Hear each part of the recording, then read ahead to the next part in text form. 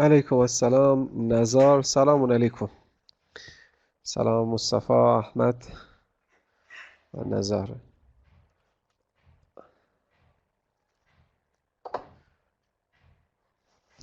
I hope you are well. This is another session of advanced database.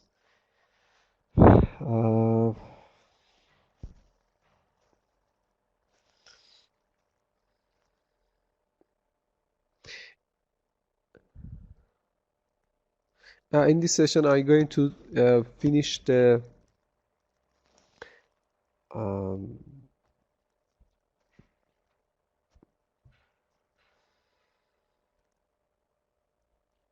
replication. Um, for this title, I talk about three types of replication: um, single leader, multi-leader, and leaderless replication. In the previous session, I introduced the leaderless replication, and I'm going to finish this concept. And after that, inshallah, I want to start the new concept, which is partitioning, and talk about the partitioning in advanced database, inshallah.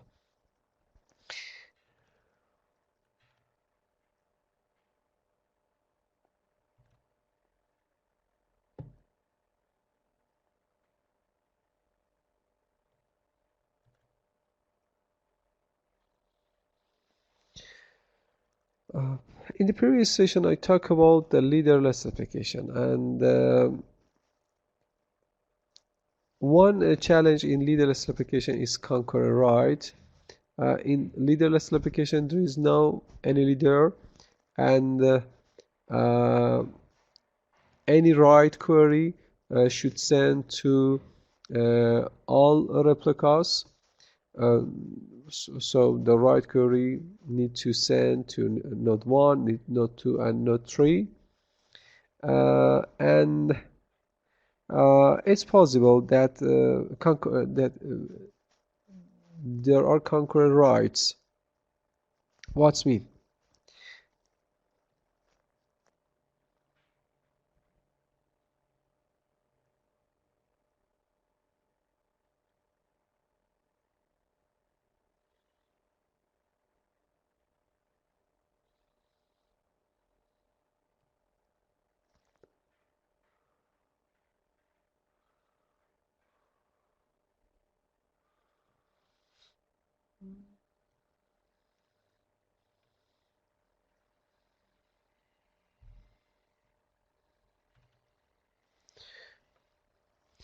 Nazar asked, can you repeat the question? Okay.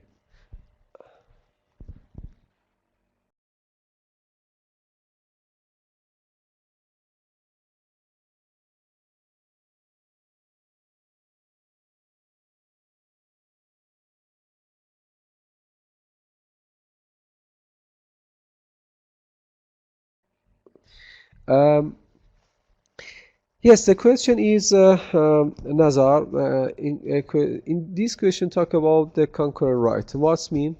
And there are two clients. These clients wants to change the same data. These clients wants to change the same data. Okay, so two requests are sent from two different clients, client A and B, to change the same data.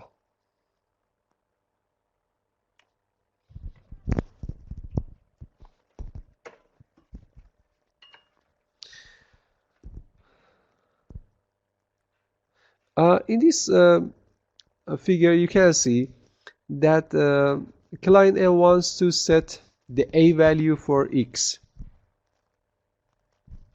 And client B wants to set the B value for X. These queries are sent to the two all three nodes. The node 1 first receive the request from client A, and okay. The node 2 receive the request from client A, and after that receive the request from the client B. And finally, in node 3, you can see the node 3 receive the request from client B. Okay, so according to these order, the value in this figure you can see that the node 1 does not receive the request from client B. Okay, so this the node is the node 1 is unresponsive for client B. Okay, so X is A.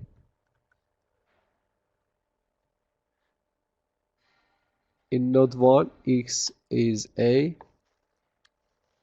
In node 2, first X is A, but after that the X change from A to B.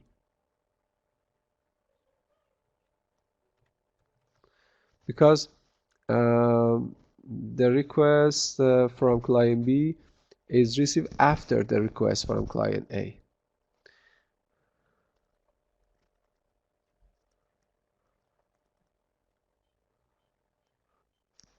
I enable the microphone right for everyone. If you want, you can talk. Okay. And in node 3, you can see first X is set to B.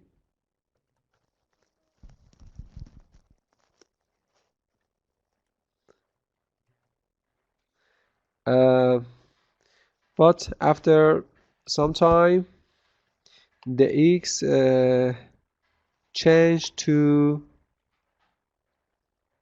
A. Yes? Is it right?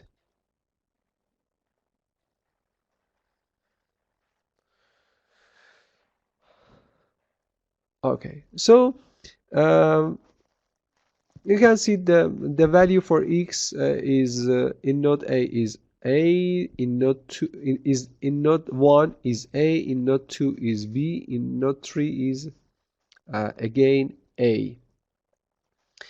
Client B wants to get the value X, and you know the client B set B value for X. Okay, so the client B is accept that receive the B value for X. But when the client B send this get request to get the latest value for X, it receive another value, because two nodes, node 1 and 3, send the A value for B, and node 2 only send the B value. And you know, according to the quorum and read quorum, the value for X is B. Concurrent write in a dynamic style data store is defined, and there is no well-defined order for concurrent write, and this is a challenge.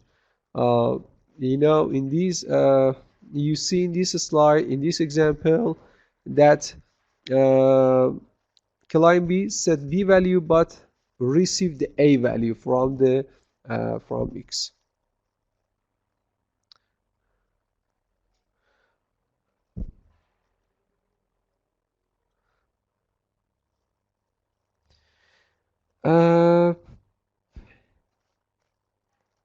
Yes, Nazar. We will have different value different value for the same data. Yes. But it's not a problem, because it's possible that some replica uh, have the latest values and some other, because of uh, node unresponsive, or some reasons. It's possible that some nodes have not the latest value. Okay, so in the previous session I talked about this challenge, but in this figure and in this slide, we are focusing on the concurrent write. The client B set the value B for X value, but unfortunately it gets A value, because two writes, two concurrent writes are sent to all nodes, and some nodes have B and some nodes have A value. Mohammed Jafar asks, Doctor, does this diagram show that this process takes place when there is more than one user requesting more than one information at the same time? Yes, Mohammed Jafar, yes, it's right. Sorry, my document is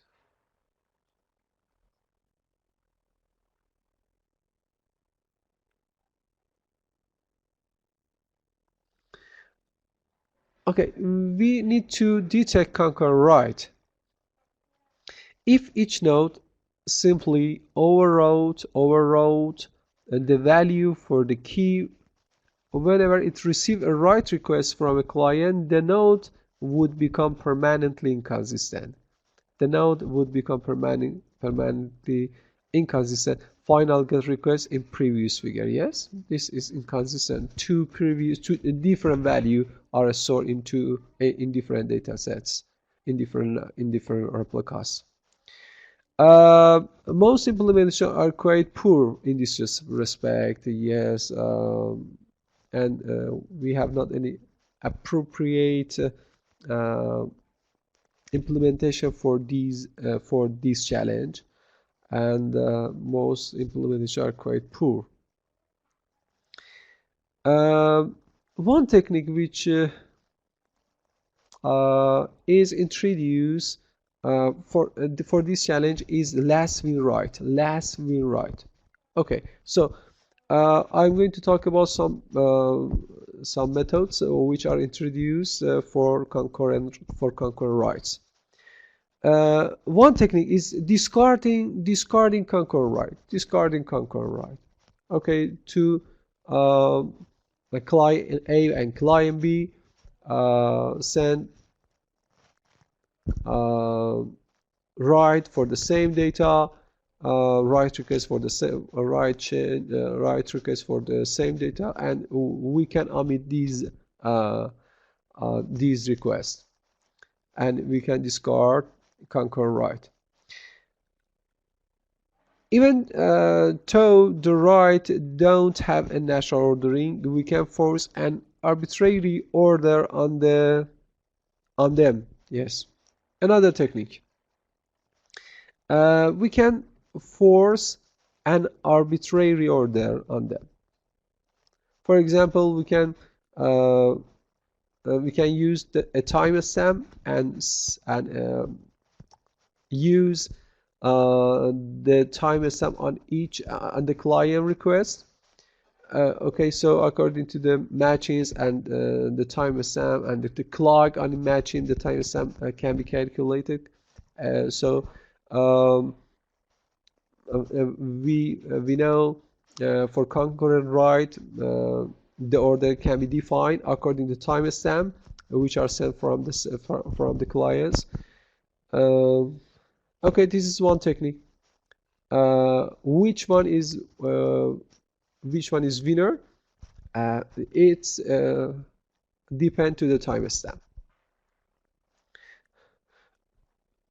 Okay, so for example, if the timestamp of client A is lower than the timestamp of client B, okay, the client B is winner, and otherwise. Is it okay? Is it clear?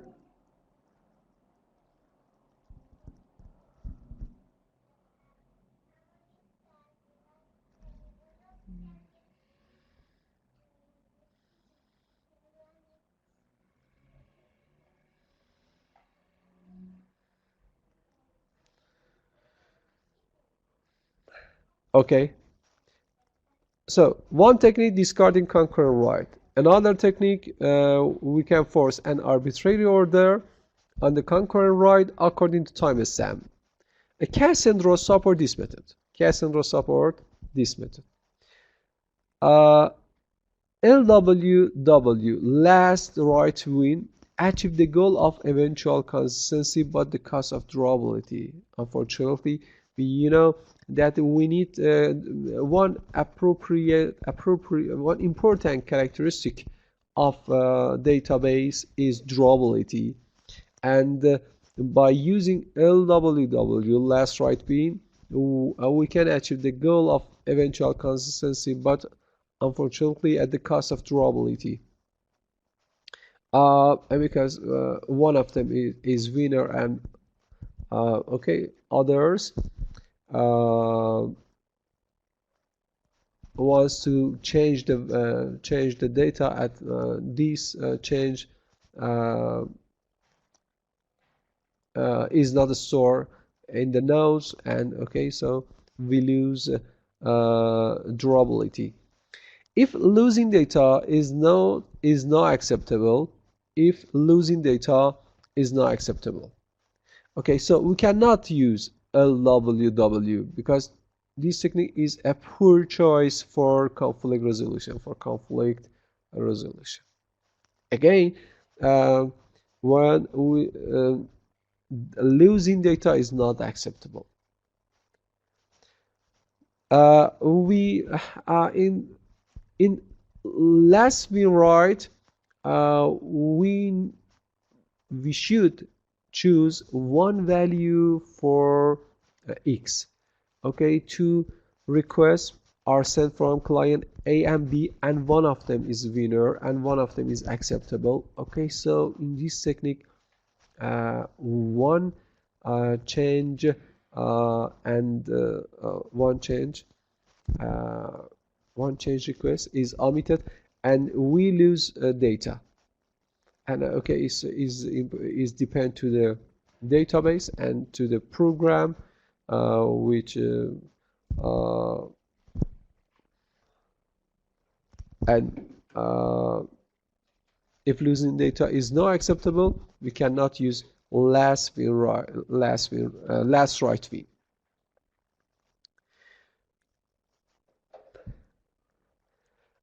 Okay, so another technique is introduced for this challenge. It's called the happens before relationship. Up to now, I talk about two techniques. One of them, discarding concurrent light. Another one is we can use an arbitrary order according to the timestamp, and finally the happen before relationship. What is it? An operation A happens before another operation B if know about A. Again, if operation B know about A, okay, so we can say the A happens before B. A happens before B when B if know about A, or depend on A. Again, B if B depend on A, okay, so A is happen before B, or build upon A, builds upon A. If B builds upon A, we can say the A is happen before B. Okay, so we need an algorithm to tell us whether two operations are concurrent or right, two operations are concurrent or not.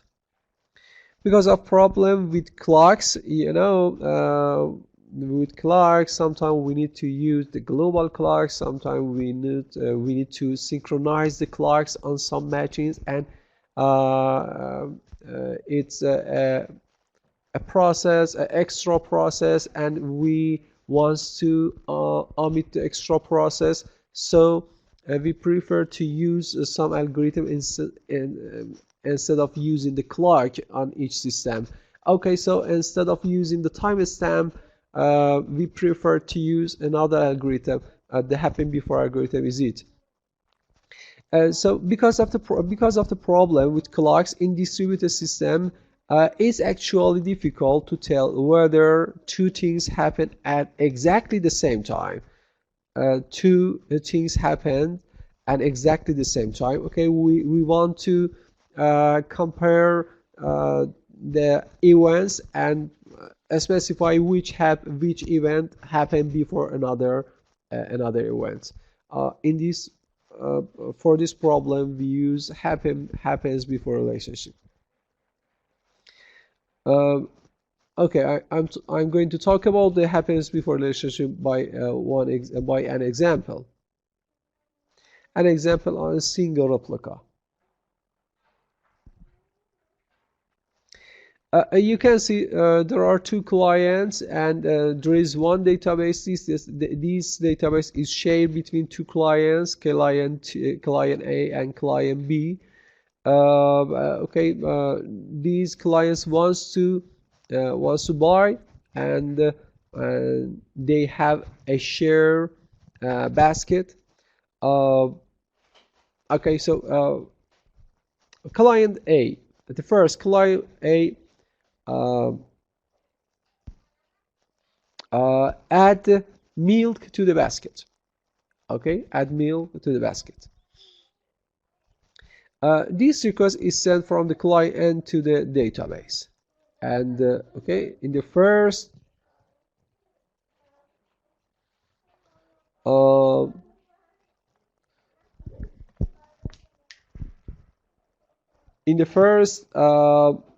the milk is added to the basket. The OK is sent from the database to the client 1, and you can see the version is specified for this request, and the value which is added to the database is milk. Okay, the milk is added to the value, and this is the basket.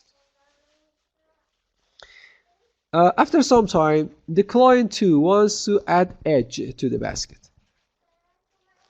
This request is sent from client 2 to the database, and the database accept this request and say the confirmation for the client 2. Please consider the message which is sent from the database to the client 2. The version is 2, because the version 1 is sent to the client 1, and the version is 2. The value which the old value which is stored in the database is milk. This old value is added by the client 1, and the new value is edge. Okay, the new value which is requested from the client 2 is edge.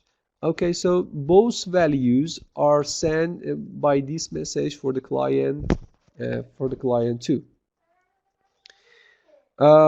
Okay.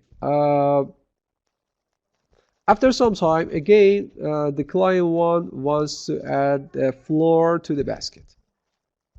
And the previous version, which is received, is version 1, which is received from the database is version 1.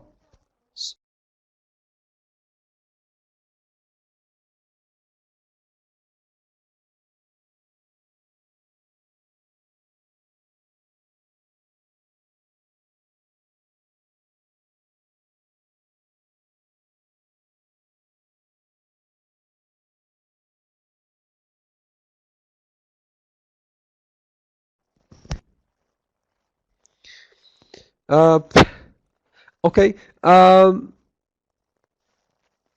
This request is sent from client 1. The client 1 wants to add floor to the basket, and the previous version, which is received by client 1, is version 1.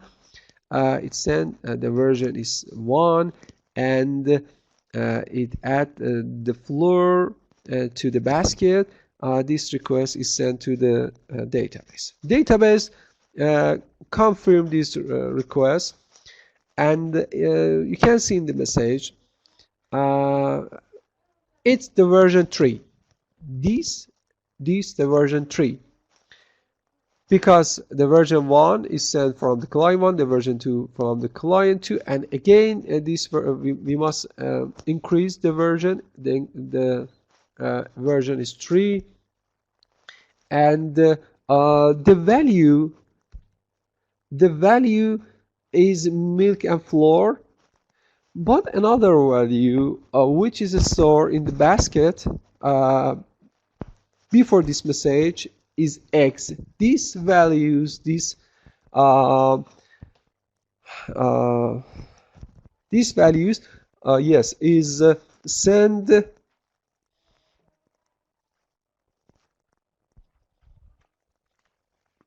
These values is sent by client. The X is sent by client 1 and is added by client by client 2, and X is added by client 2 to the basket. The database is send this message to the client 1 to declare that you add the milk and flour, and the milk and flour are in basket, and another value which is added to the basket is X. This value is added by another client, and this information is sent from database to client 1. Okay, after some time the client 2 wants Nazar asks, is there each change to the data is added separately? Not separately, Nazar, not separately. It can be concurrently, but the database, these requests at different time. Yes, one of them is sooner than another. So according to this state, we can say yes, separately. These data is added separately. They can be concurrent, right? But these are separately. Addition depend to the stack or on the stack or something else.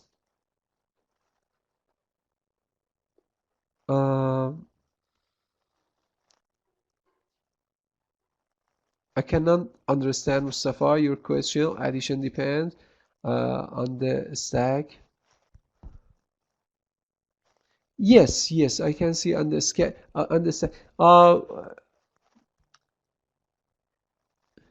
You means that these. You means that.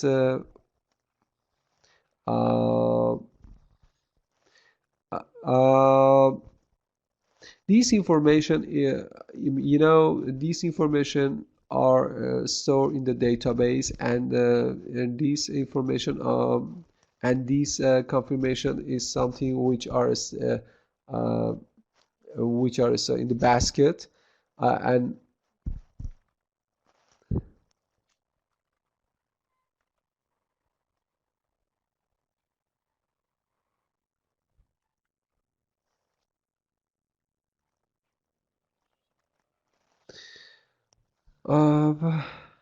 okay, we can continue this example, and I think that at the end of this slide you can understand what's happened and what is the happened before.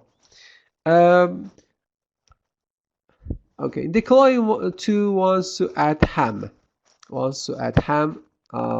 to this package, which is stored in the database, to this basket, and the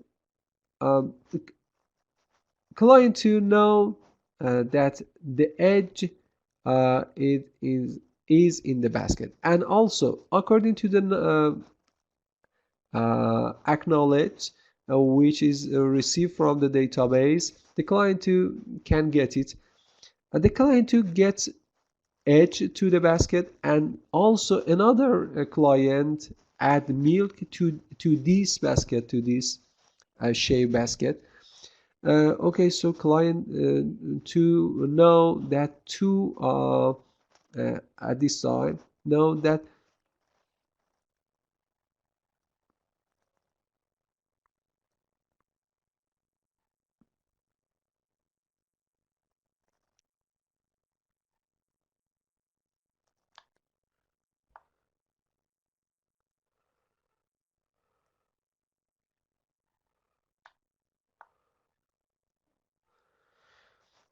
the client to at this time say know that the two values milk and eggs are in basket, and client 2 wants to add the new value ham.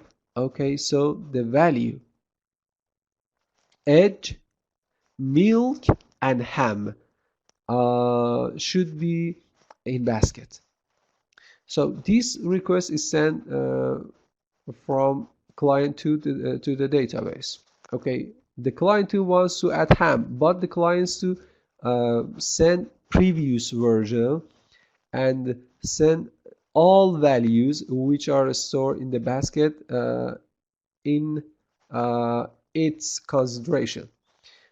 So send the message eggs, milk, and ham, these values to the database. The database before this message know that the values which are stored in the basket are milk, flour, egg. Okay, milk, flour, egg. I can write them. At this time, uh, M or milk is added to the database at this time. Edge is added to the database at this time.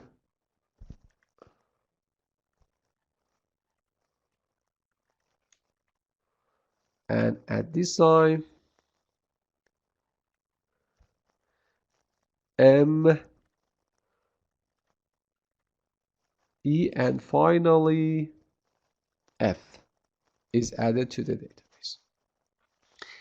Okay, the client 2 wants to add ham to the database. Okay, it send this request, and the database is receive this request, and okay,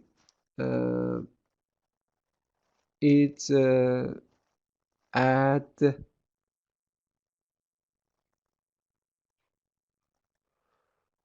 M plus E plus F plus H. Yes.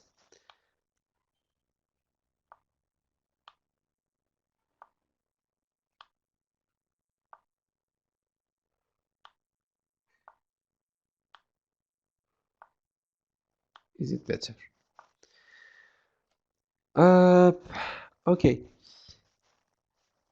In acknowledge, which is sent from the database to the client to the value which are sent from the client to is egg, milk, and ham, and okay.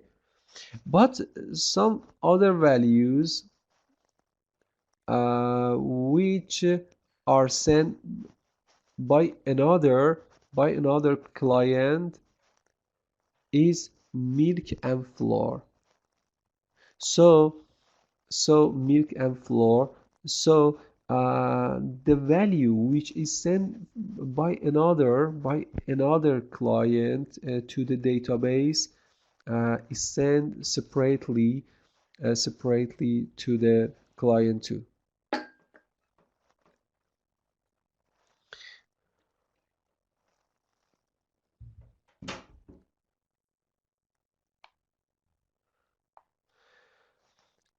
Okay, after some time, the client wants to add bacon to the basket. Okay, so it send.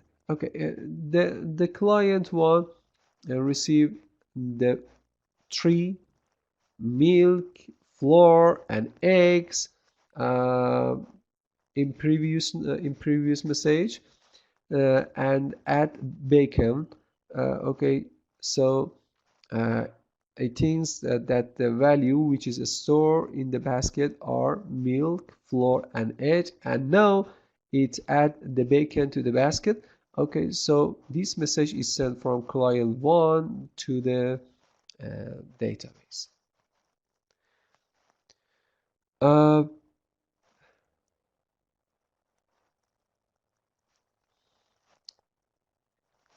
the database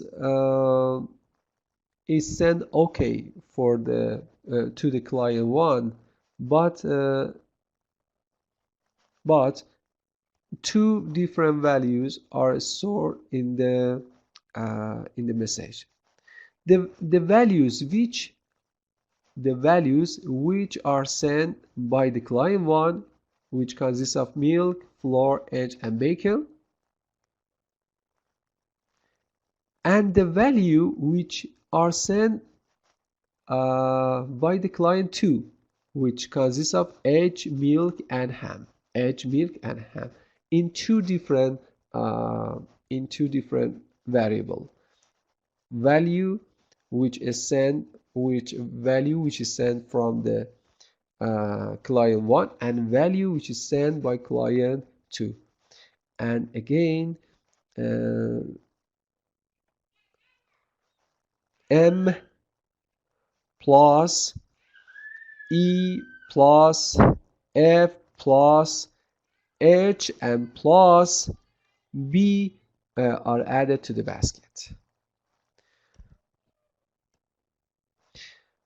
Nazar write when the answer okay is sent from the database to the client.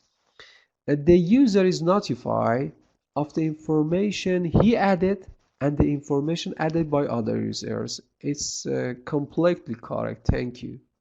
Yes, Nazar, yes.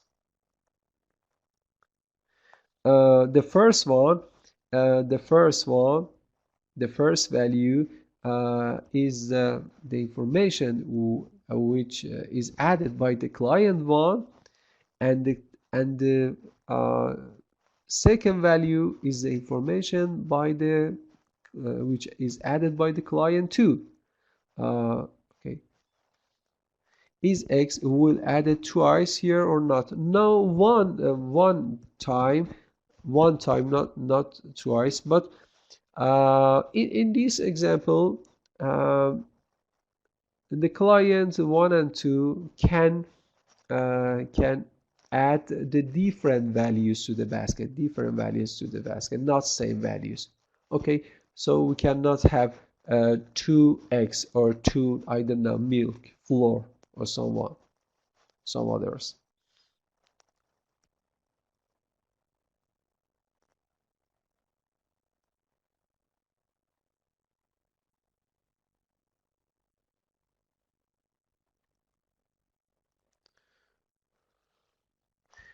Okay, other question?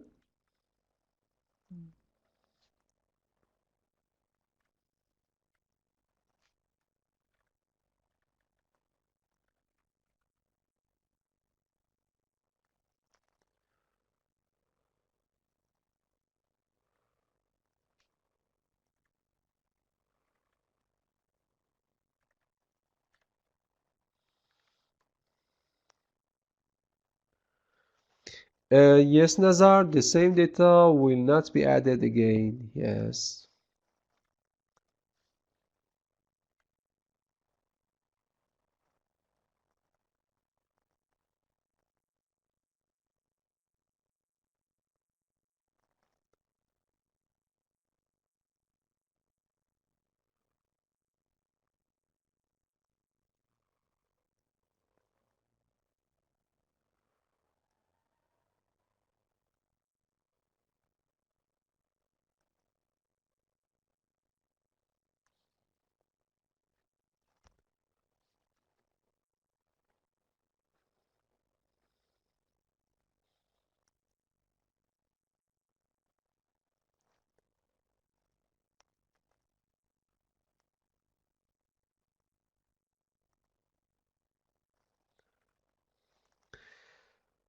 Oh, okay, we can go to the next slide and draw.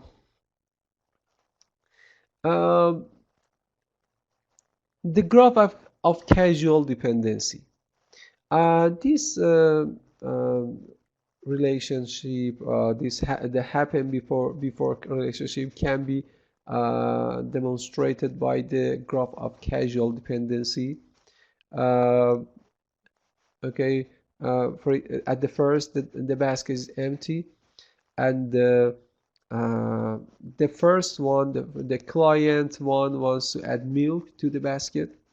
Okay, the client who wants to add eggs to the basket, and the milk wants to add to the empty basket, and the egg again wants to add to the empty basket, because the client two know anyone about the milk which is added by the client one before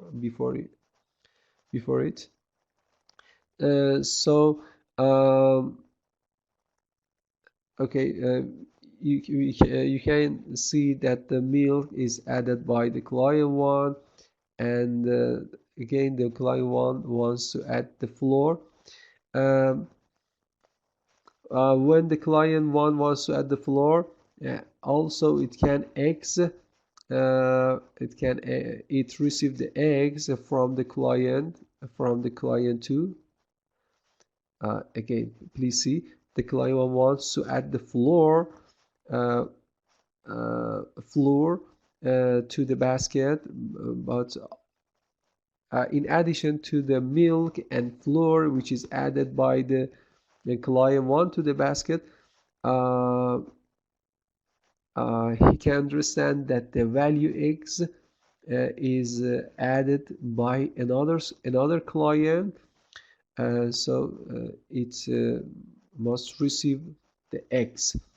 So when the client one wants to add bacon to the basket, uh, he know that the milk and flour is added by himself, and the eggs is added by another client to the basket. So uh, there are four uh, data: milk, flour, and eggs. Milk and flour is added by himself, and X is added by another client. And after that, he wants to add the new value bacon. Okay, it's called the graph of casual dependency. It means only the first value of the data is replaced. It means only the first value of data is replaced. Mustafa, uh, the first value of the data is replaced. We have not any replacement data, and we want to add the new data, not replace or change data. Uh, okay, for example, when the client who wants to new value, ham value to the basket, before that he add the eggs, and another client add milk. Okay, so in this node it received two values, milk and eggs, milk from another client and eggs from himself, and add ham to these two values. Okay, so in the output of this node we can see three values: eggs, ham, and new value is eggs, milk, and the new value is ham.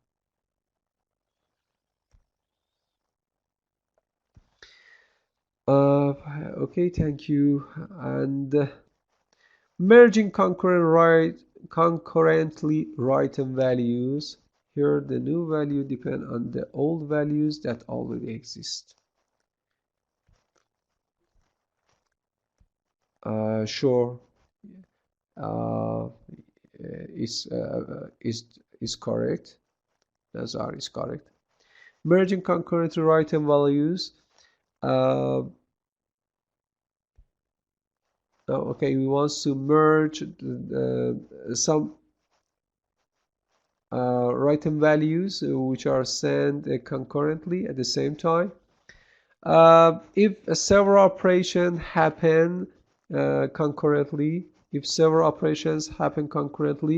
clients have to clean up afterward by merging the concurrently values.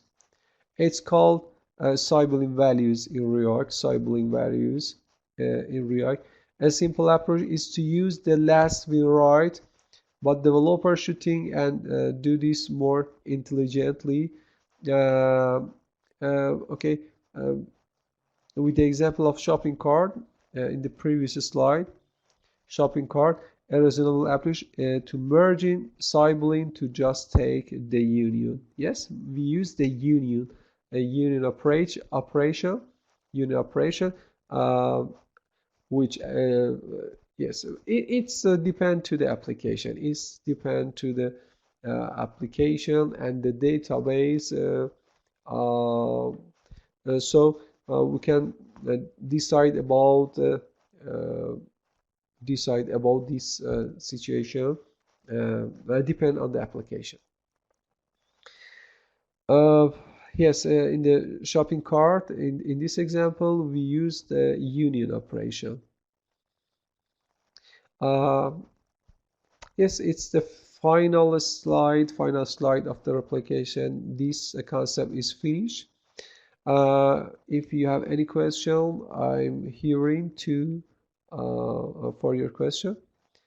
If you have not any question, we can start the new concept.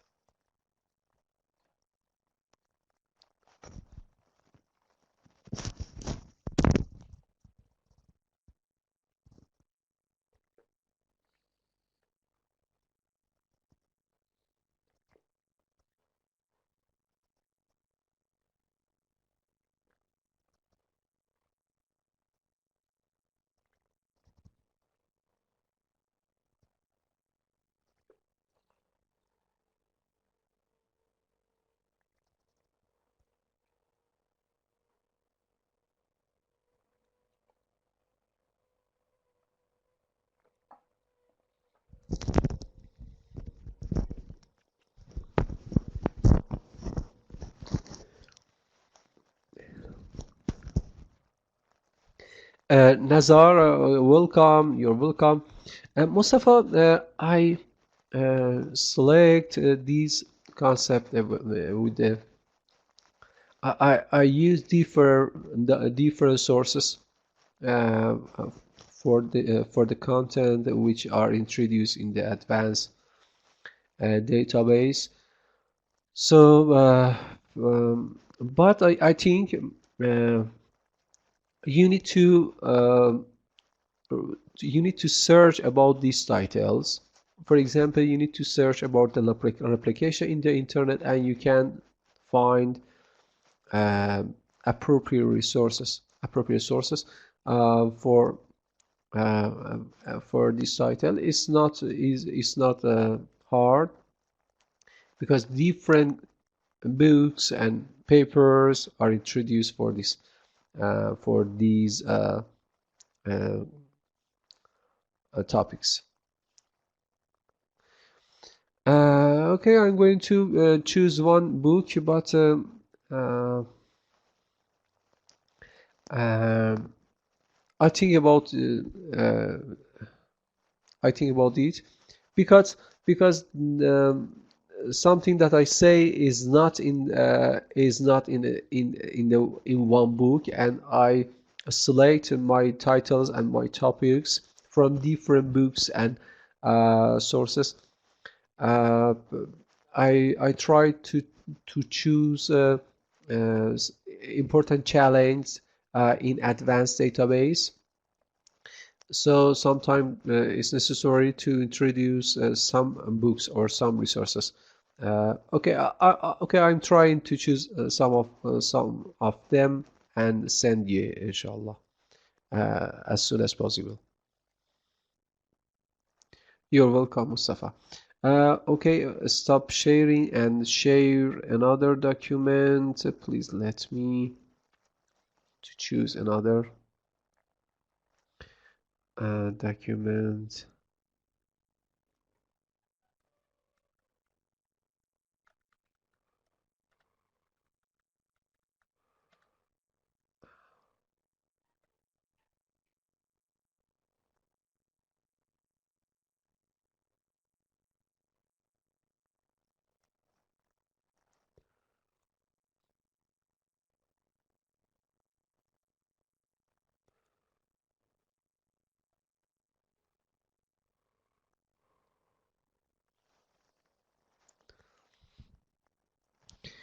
Today I'm going to talk about the partitioning.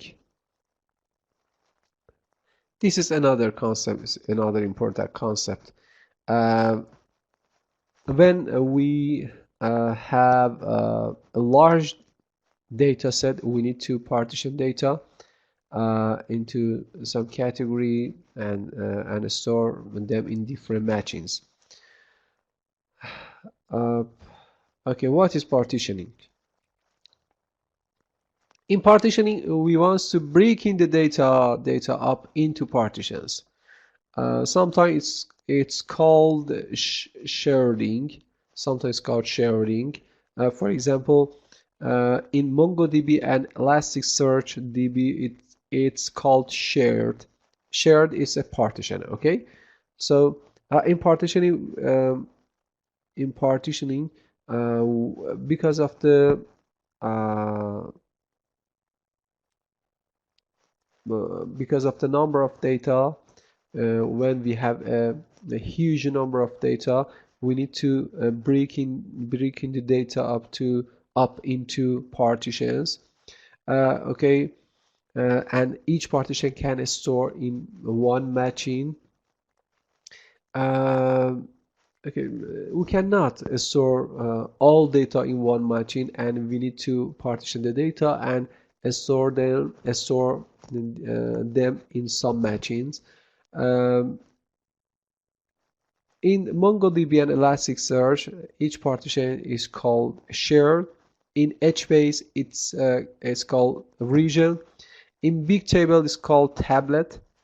In Cassandra area, it's called vnode. Okay, so the partition is called with different names in the database, but many advanced databases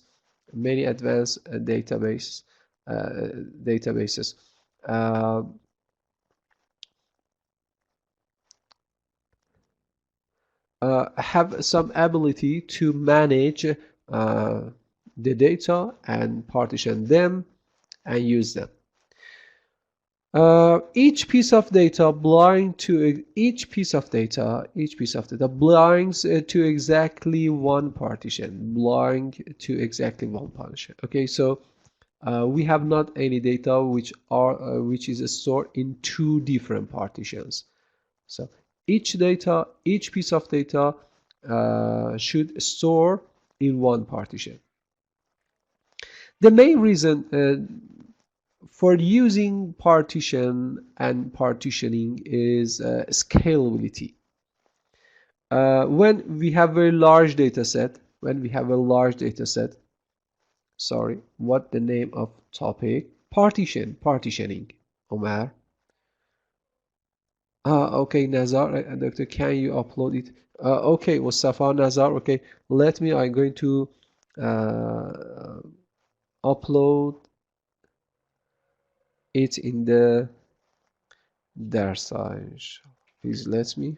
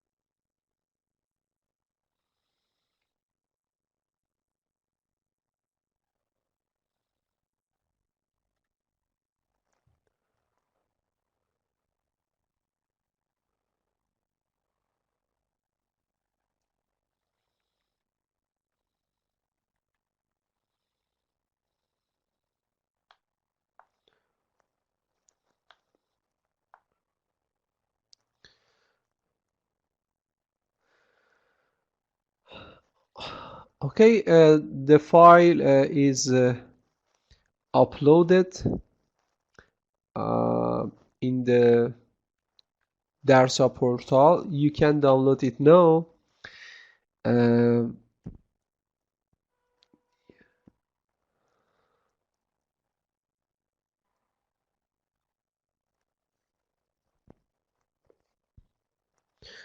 Welcome. Uh,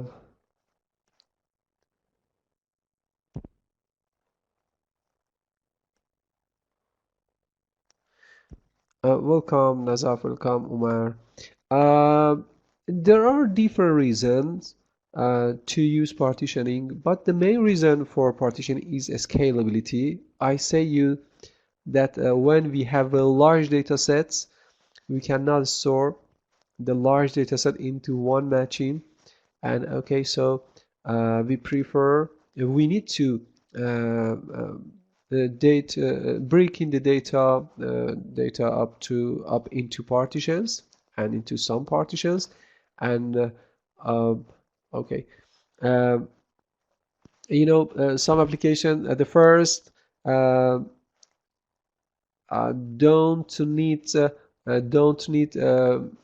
to don't have many large data or large data, and after some time, some months, some years, which application is used by the different clients, by a number of clients, and the data can increase. And okay, so after some time, uh, the data cannot store in one matching, and we need to increase the number of matchings, and so we need to breaking the data into some partitions. It's one reason. Another reason is we need very high query throughput. Um, when you implement when you develop a site for example 100 user, okay, at the first the number of user is limited, and so sometimes possible that you use a single data center for all user. After some time, uh, the number of user of your site can increase, and okay, so and the throughput can decrease by increasing the number of user. You know, increasing the number of user can decrease the throughput. So if you want to maintain the number of user and increase the number of user, you need to maintain the query throughput, and you present the high query throughput. Again, you need a scalability, and one technique is using some partitions. The data can divide into some partition, and okay, the query can send to some matchings, not one matching. And by this technique, by increasing the number of matchings, you can increase the throughput and query throughput. So because of scalability, which is needed for many applications, sometimes we need to break in the data up into partitions. The data segmentation process facilitates the transfer process. Yes, it's right, Omar. Yes. Okay, so we need to talk about the partitioning, and we need partitioning in database. I'm going to talk about this concept: partitioning replication, partitioning of key value data. Please change this word. It's partitioning, not portioning. And partitioning and secondary indexes, rebalancing partitioning, and request routing partitioning. Inshallah, I'm going to talk about these titles. First of all, I'm going to talk about the partitioning and replication. Sorry, please change it. Portioning is incorrect, and it's partitioning, not portioning. Okay. First of all, I'm going to talk about the partition application when we want to have both technique, both approach in at the same time.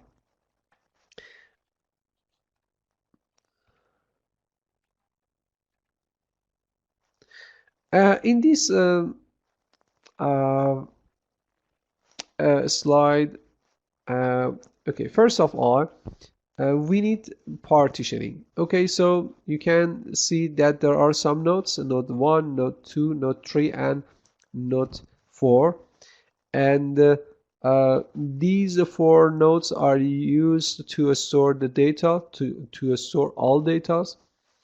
The data again are partitioned into 4 partitions: partition 1, partition 2, partition 3, and partition 4. And also we need a replication. In this example, a single leader replication can be used. You know, in replication and in single leader replication, we have one leader for each partition, one leader for each partition, and some followers for each partition. Okay, in this example, you can see one follower for each partition. Okay, one leader and one follower for each partition. And you know, the leader and the follower should store in different matchings. So when the partition 1 leader is stored in node 1, okay, the partition 1 follower should store in node 2, 3, or 4. Okay, so we need to find appropriate combination of the partition in each node. And each node should have only, in this example, should have only one leader. Okay, so for example, the leader of partition 1 is stored in node 1, the leader of partition 2 is stored in node 3, and the leader of partition 3 is stored in node 2, and the leader of partition 4 is stored in node 4. So we can see in each node one leader is stored, and two other partitions which are follower are stored in each node. But again, you know, these are different. For example, the partition 2 and partition 2 followers are stored in node 1. The partition we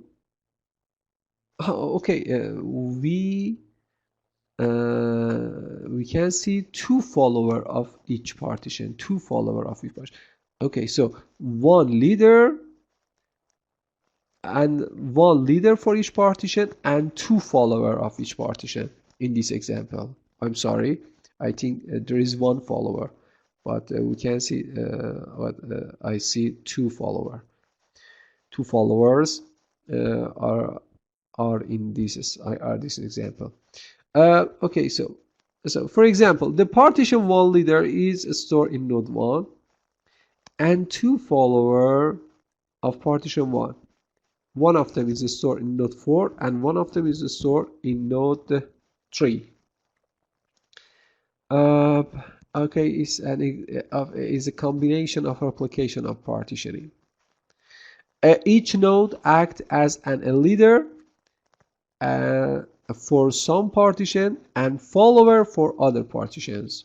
For example, the node 1 is a leader for partition 1 and is a follower for partition 2 and 3. Is it the data in each partition is different? Yes.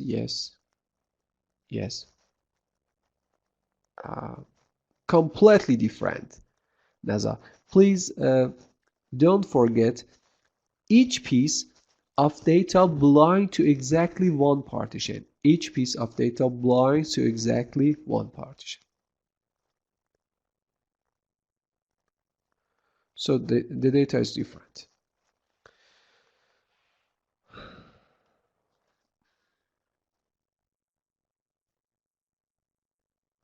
Yes, Omar, each node has one leader. It's right. Each node has one leader and two follower. Yes.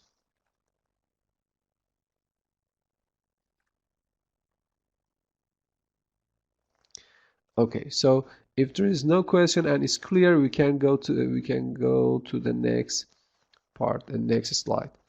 Partitioning of key value data. Partitioning of key value data.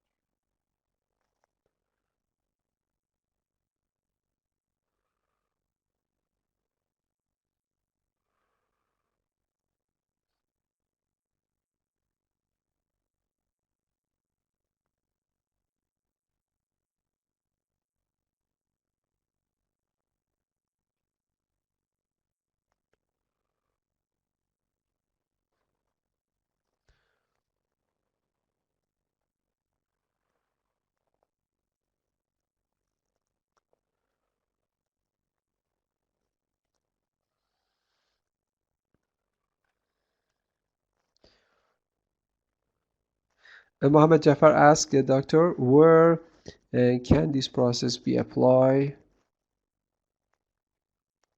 Where it means that where do we find it, and what is the purpose of knowing each node control to process? In practical, in implementation, Mohammed Jafar, or where What's mean of where? Where do we find it? And what is the purpose of knowing that each node control to process? It's Mohammed Jafar is not controlled by us and by a developer, and it's controlled by the database and database management system. Okay, database management system, or DBMS, is responsible to partition data and choose appropriate nodes for them. Okay, the replication and partitioning is not managed and controlled by us, as is controlled by the DBMS. I hope that I answer your question.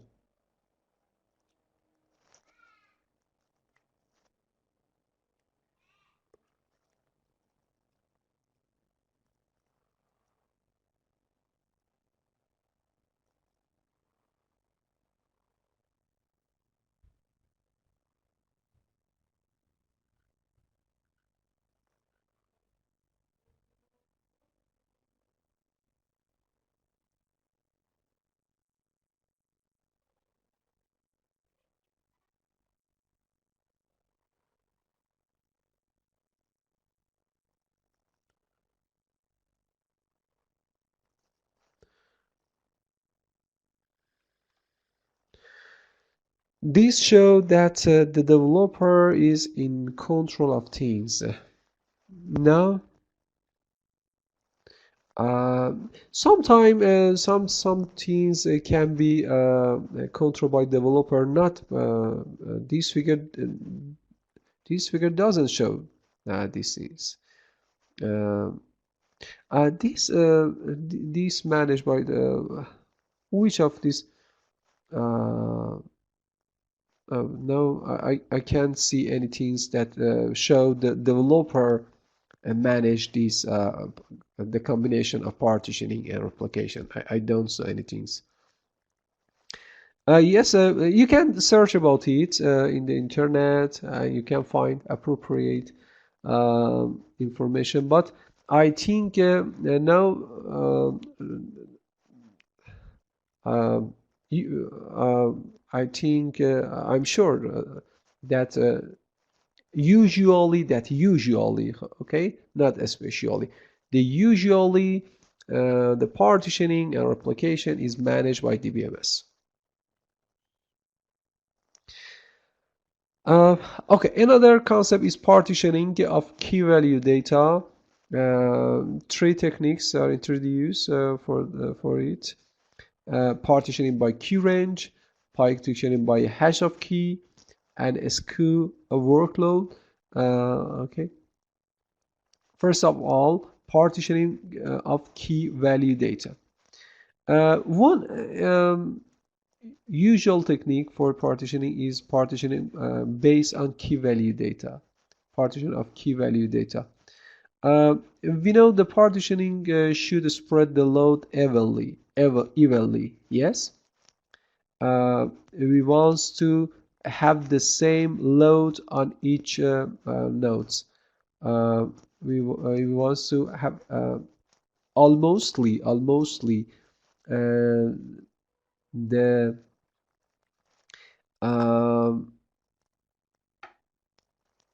have the same load on each replica, and so we need partitioning. So the partitioning should spread the load evenly at when if is it unfair, we call it skew. um, what is it when some nodes are heavy load and some nodes have uh, light load.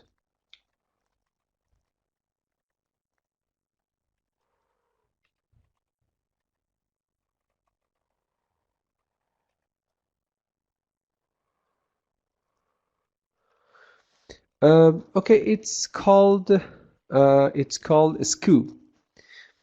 Um, a partition with disproportionately high load. Okay, so again, some note for in a SKU, in a SKU state, uh, some nodes are some partition uh, have very high load, and some partition have light load. Okay, then the partition with disproportionately high load is called hotspot. It's called hotspot. Don't forget what is hotspot. Hotspot is some partition with high load.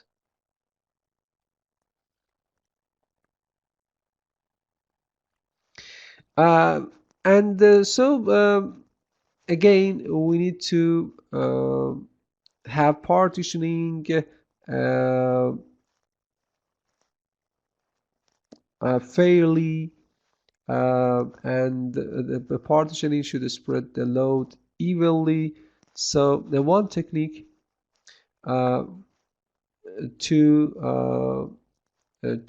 technique to have one technique which can be used to have the partition with the same load. The partition with the same load is using uh, this technique. What is this technique? We can assign recurse to node randomly. We can assign recurse to node randomly. You know, when we use a random function, okay, the random value uh, is obtained for each data, for each piece of data, and so the data can be spread between some partition fairly, but there are some this method has some disadvantage features.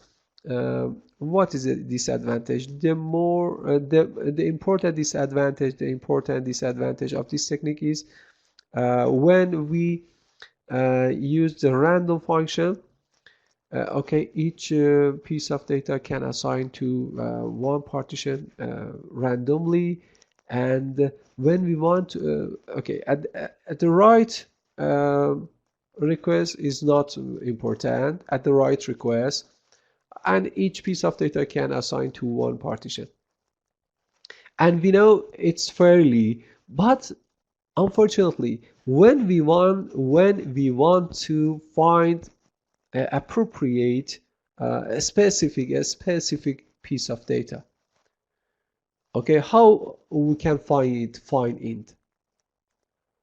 Okay, because this piece of data it can be stored in each partition, and so we cannot use appropriate method to find the location of the piece of data, the in which partition is used to store this piece of data. Okay, so um, for read request is not good, because I think the read request should send to all partition, not only the one partition. We know that each partition can be stored in one node, one replica, but we cannot find the appropriate node, and so we need to send read requests to all partitions to find or favorite piece of data. Is it clear?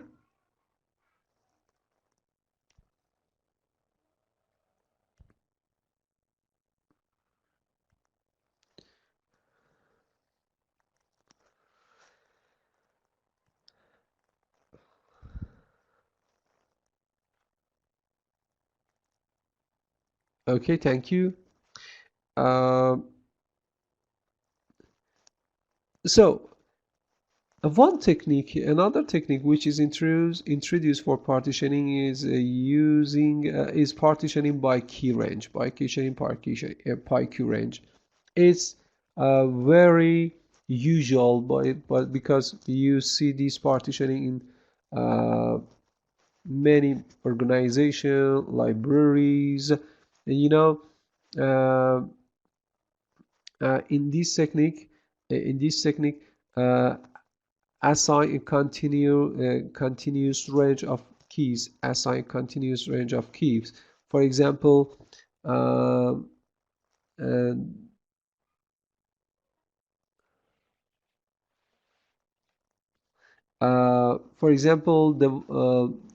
the vocabs between the A up to base is stored in the partition 1, and the vocab between the base to I don't know she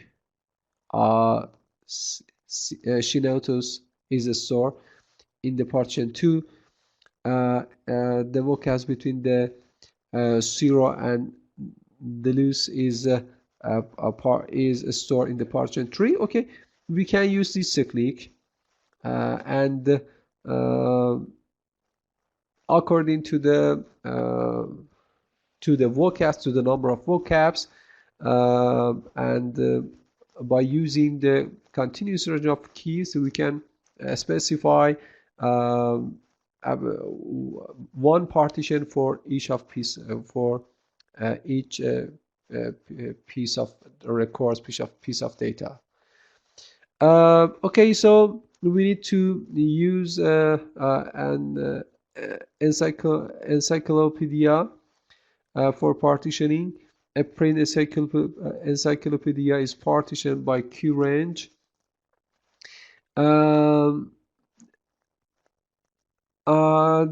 They are not necessarily evenly spaced because the partition boundary need to adapt to the data. Yes, the partition boundaries need to adapt to the data. What's mean? When, for example,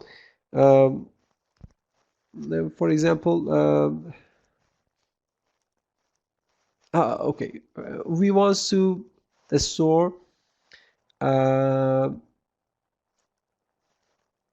the data of one university, and we want to partition the data of students if one university in some partition, and the families which is start by A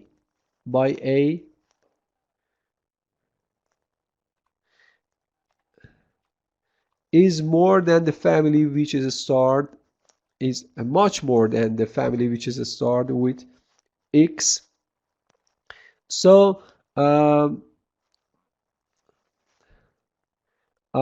we can use more partition to store the records, the records which is start with the A, and the fewer partition for the records which is start by X. It means that the boundary they need to be adapted according to number and according to the data and the number of records. And yes, you need to compare the size of data according to your keys, according to your keys which is used for partitioning, and based on you need to divide the data fairly. Okay, so you need to adapt the boundaries according to the size of data. Mustafa Karim, for example, if the key is a timestamp, partition can be overloaded with write while other sit idle. Yes, Mustafa, yes, it's correct. It's correct. For example, you divide. um uh, can you explain more, Mustafa, this how we can use timestamp for key range, and how we can use it, and why some partition can be overloaded.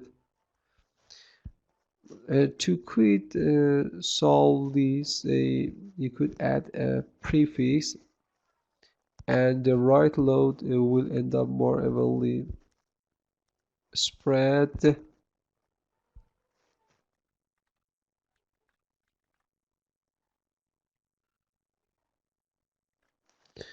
Uh,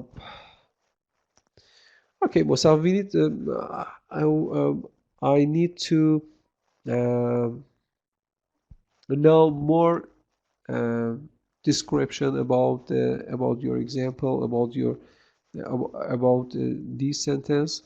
Uh, Overall, your sentence is correct. Overall, your sentence is correct, but I need to know more information about your sentence and how it means. Um, yes, but it's correct. But when we use encyclopedia, uh, how we can use a key range according to timestamp? How we can use a key range for according to timestamp? Can you explain more?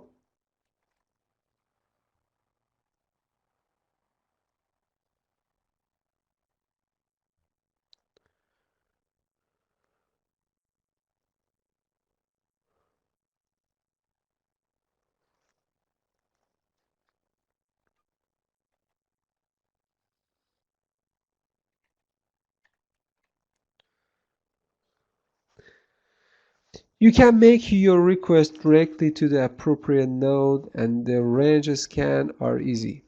But certain access pattern can lead to hotspot.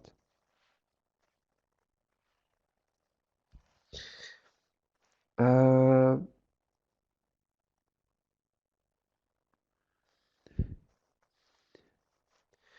yes, yes.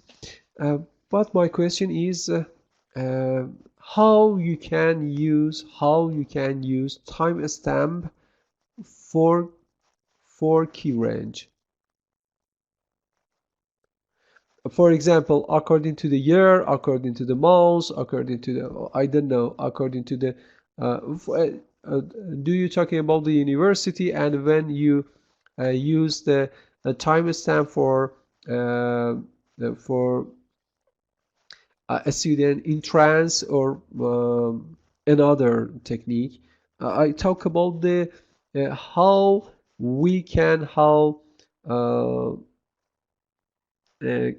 can we use uh, uh, this partitioning strategy is used by big table. Yes, Mustafa. Yes, yes. Thank you. Yes. Okay. So I think that you study about this technique and talk about this. But it's I'm going to talk about this, okay, but not this session. Inshallah, in the next session, I'm going to about this topic, and how we can use the timestamp, how we can use the timestamp uh, for partitioning. Inshallah, in the next section. Thank you all students, thank you our participants. Inshallah, in the next session, I'm going to talk about this concept, partitioning, and some methods which are used for partitioning, inshallah. Have a good day. Thank you so much, and bye for now.